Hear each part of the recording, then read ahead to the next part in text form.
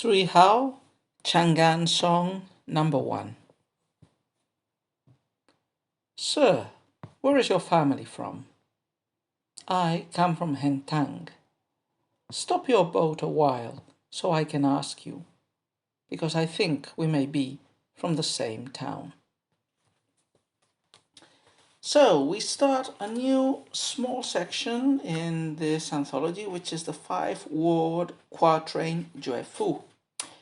So this is, at least for me, a relatively unknown subgenre, and my guess would be that these 5-word quatrain Jue Fu poems are actually just typical, metrically rigorous 5-word quatrains, like the typical pentasyllabic quatrains we've been seeing up till now, but probably the titles and the subject matter are the same as previous Jue Fu poems. So remember, Jue Fu was not a metrically very rigidly constrained type of genre. It had been born during the Han Dynasty as poems adapted by the Bureau of Music, generally in pentasyllabic or heptasyllabic lines.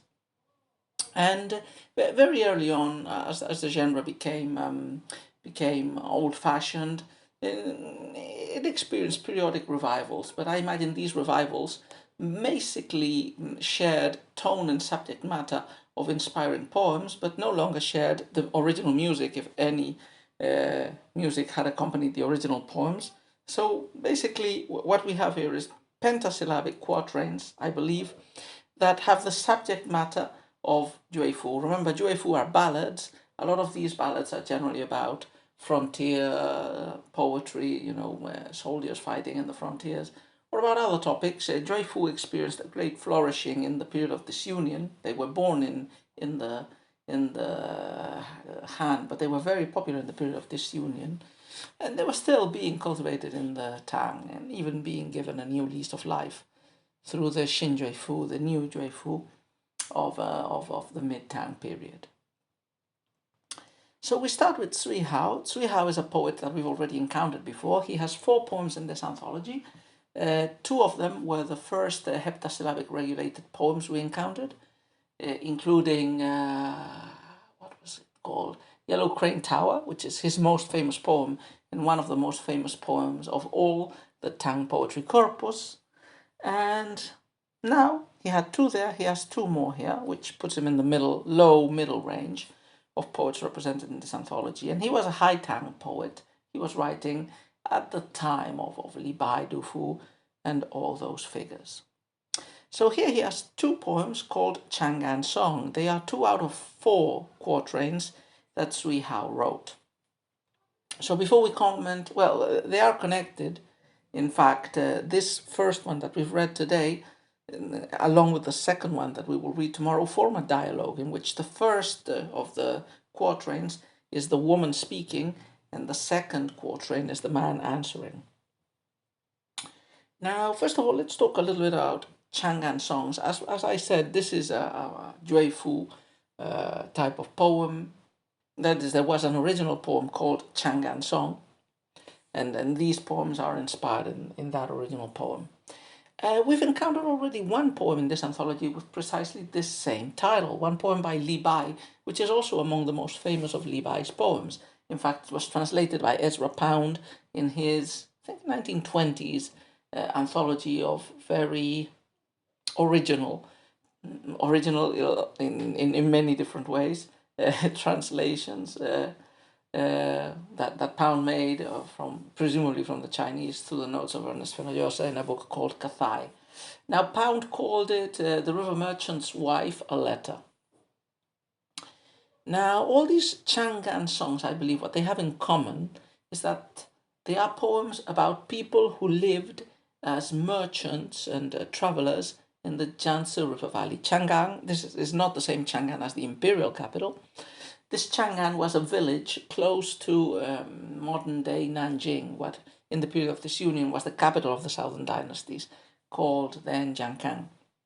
So these Chang'an songs generally are about people who come from this sort of area.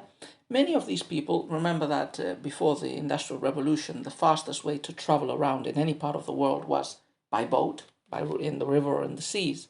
So the Yangtze, the enormous river that crosses the south of China, was like a major highway and a hub for commerce and trade.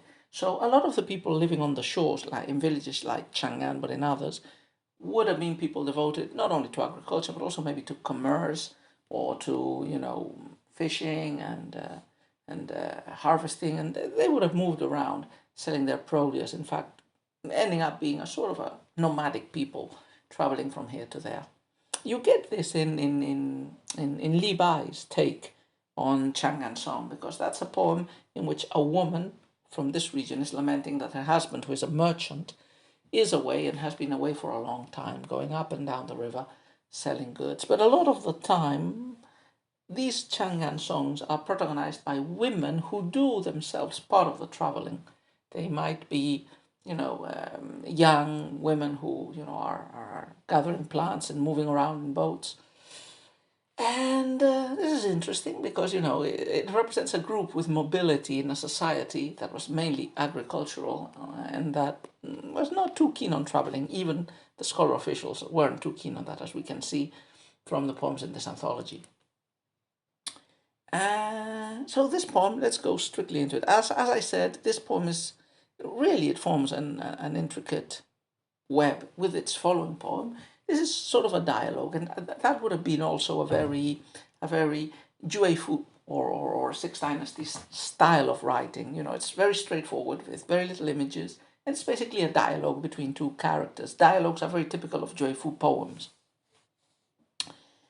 So we have the dialogue of a woman and a man. One thing, so the topic of the poem, at least of this part of the stanza, is a woman's inquiry about a man's background. Now, this seems pretty innocent, but you have to read it against the background of Confucian society and Confucian morals.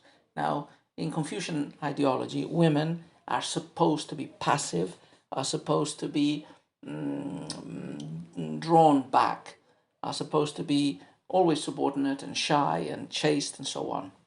So in this poem, we get like a woman in a boat meeting a man with a boat whom she doesn't know and directing herself to him, starting a conversation. Now, this probably would have been felt as a risky topic, or at least, a morally dubious example. That is, a woman starting a conversation with a stranger. Although I believe it's rescued here, that is, it does not lead you to a consideration of the protagonist as a classical Confucian might think, as a wanton or lascivious woman, because she's probably, chatting with this man because he likes him, not because, we might guess, she genuinely believes that the man she has encountered in the other boat is from her area.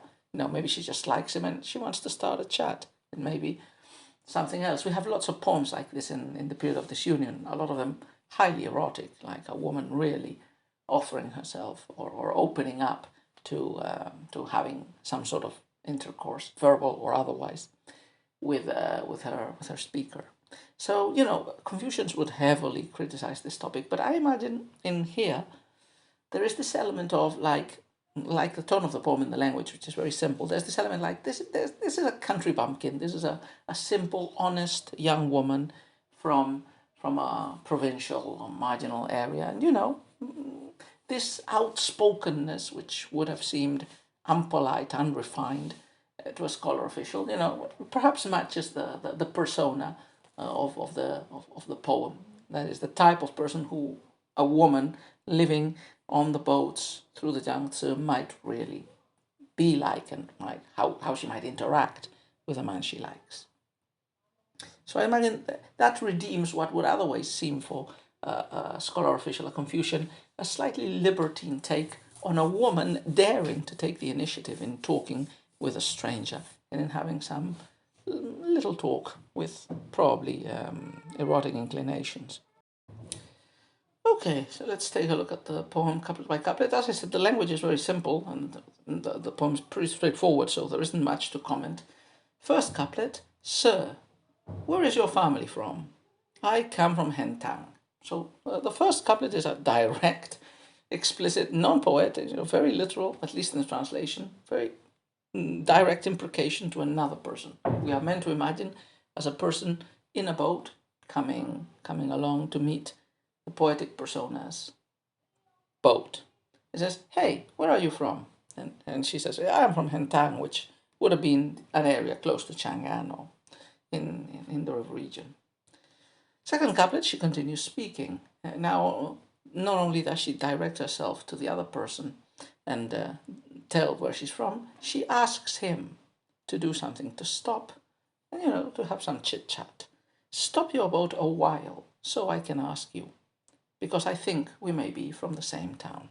As I said in the translation and the cultural difference, this poem feels very weird. For our Western tradition, it doesn't look at all like a daring and slightly pushy woman, who likes a man trying to engage in some banter and conversation with him. But I think this is very explicitly clear in the original, and it's part of its charm and seductiveness. And yeah, I think that's all. There's not much else to be said about the poem. We'll continue tomorrow with its aftermath, the man's answer.